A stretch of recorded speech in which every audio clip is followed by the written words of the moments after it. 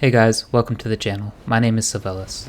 In this video, I will be showing you how to make the ultimate intelligence character in Elden Ring.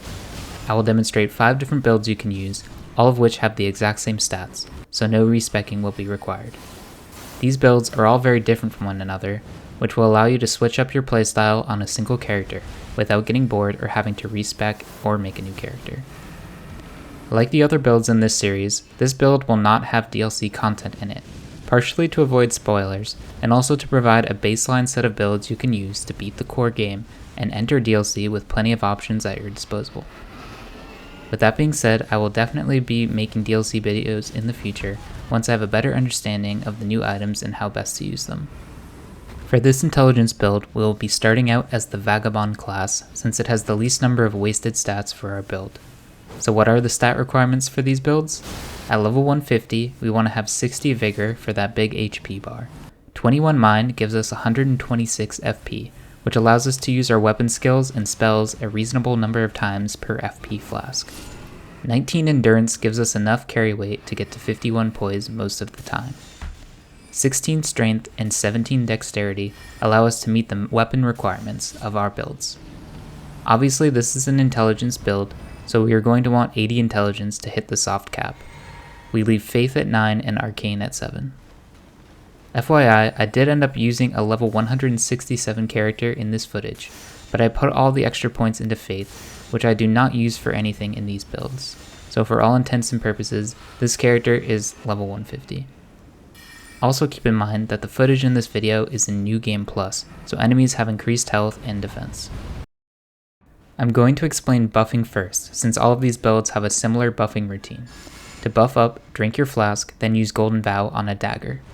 During the boss fight, lay down Terra Magica and do your best to stay in the circle while fighting. For our first build, we will be using the Wing of Astel.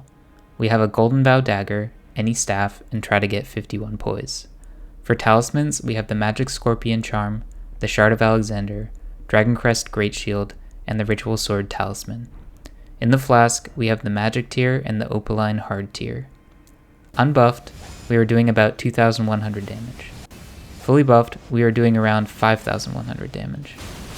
The Wing of Astel does a ton of damage, especially to larger enemies, where all the explosions can hit at once.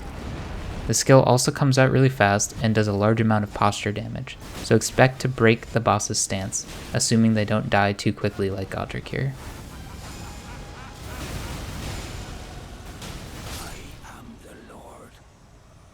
Build number 2 features the Carian Grandeur Ash of War. We have the Misery Cord in Magic Affinity, we have a Golden Vow dagger, any staff, and try to get 51 poise. For the talismans, we have the Magic Scorpion Charm, the Shard of Alexander, Godfrey Icon, and the Ritual Sword Talisman. In the flask, we have the Magic tier and the Opaline Hard tier. Unbuffed, we are doing around 4,400 damage. Fully buffed, we are doing around 7,200 damage. To get the most out of this skill, you usually want to hold down the L2 button for the full duration, though it can be difficult to find an opening to do so. It's a bit trickier to pull this skill off, but when you do, it feels incredibly powerful.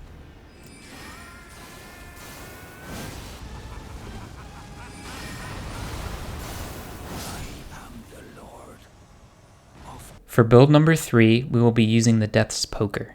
We have a Golden Vow dagger, any staff, and try to get 51 poise. For talismans, we have the Magic Scorpion Charm, the Shard of Alexander, Dragon Crest Great Shield, and Ritual Sword Talisman. In the flask, we have the Magic tier and the Opaline Hard tier. Unbuffed, we are doing enough damage to kill this troll with a single use of the skill.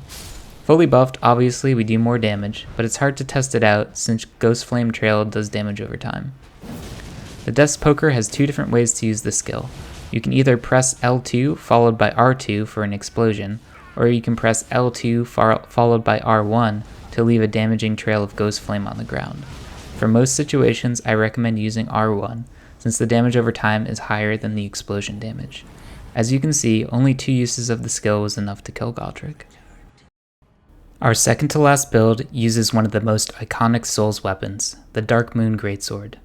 We have a Golden Vow dagger, any staff, and try to get 51 poise.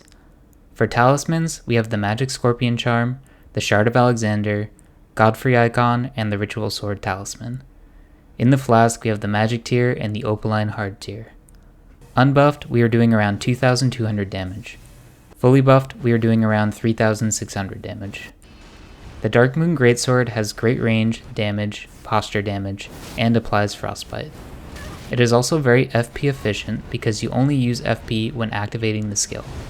After using the skill, you simply use fully charged R2 attacks, each of which shoot out a projectile at no FP cost.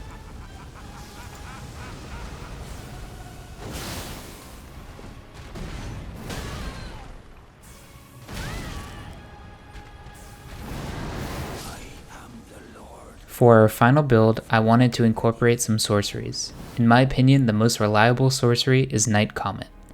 For this, we are going to have the Staff of Loss for its buff to night sorceries. We have a Golden Vow Dagger, the Jellyfish Shield for buffing, and try to get 51 poise.